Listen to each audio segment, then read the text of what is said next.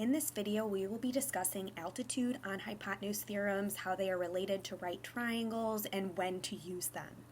So before we begin, we're going to use the diagram over here on the left, and we're going to answer the first three questions. So the first thing I'd like you to answer is how many triangles are shown in the given diagram. Hopefully you notice that there are three distinct triangles in that diagram. Now it says to name all the triangles shown in the diagram. So we want to name those three triangles. Again, the order of the letters doesn't matter. You can just pick as long as you have all three of them labeled. So I'm going to label the large triangle, triangle ABC. And then I have triangle CDB.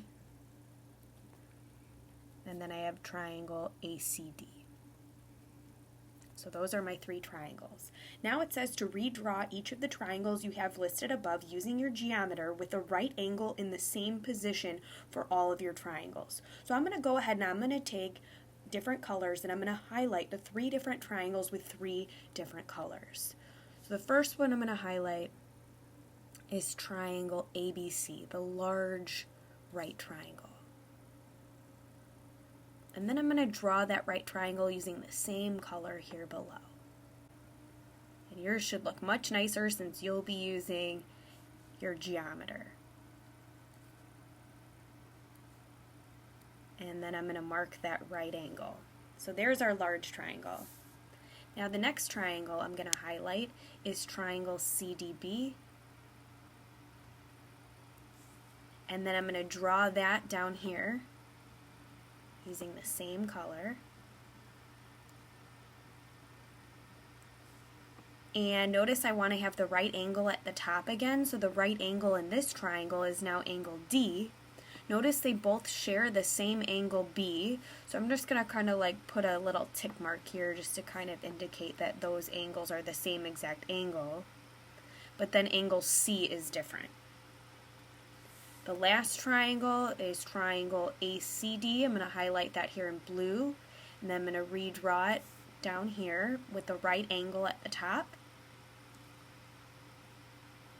And then I'm going to label it, and the right angle here would be, again, angle D. Notice they both have angle A. The large triangle shares that angle A with the smaller one, so I'm just going to make note of that here.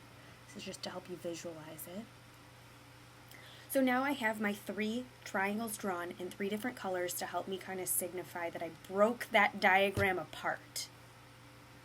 So now what does number 4 say? Number 4 says, what conclusion can you make about each of the triangles drawn above? Now hopefully I kind of helped you notice something. Oops, I forgot to put that there. About all of those triangles, but hopefully you should make the connection back to chapter 8 that all three of those triangles are similar because they have at least two congruent angles. So that's the conclusion that we can make. They are all similar.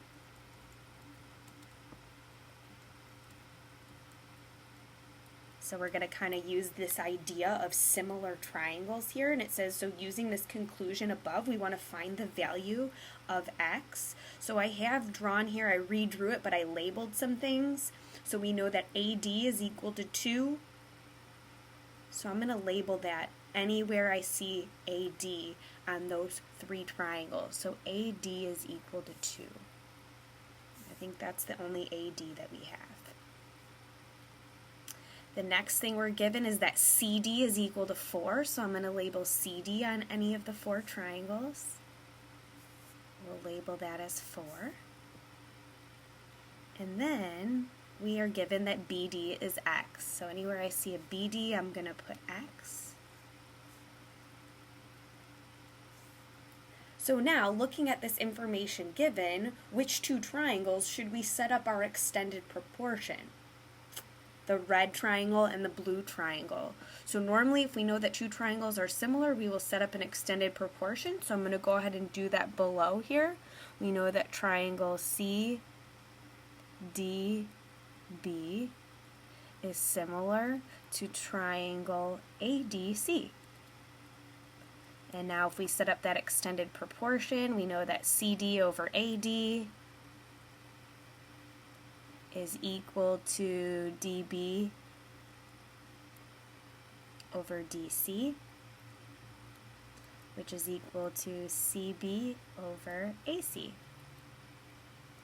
And then I'm going to fill in what I know. So I know that CD is 4. I know that AD is 2. DB is X, and DC is 4. So there's my proportion. I'm going to go ahead and cross multiply to get that 2x is equal to 16. And then if I divide that by 2, I get x is equal to 8. And that's what it was asking me to find. It was asking me to find the value of x. So this is an example of an altitude on hypotenuse problem, because notice here that we have this altitude and it's drawn to the hypotenuse of the large right triangle. So that's kind of where that name comes from.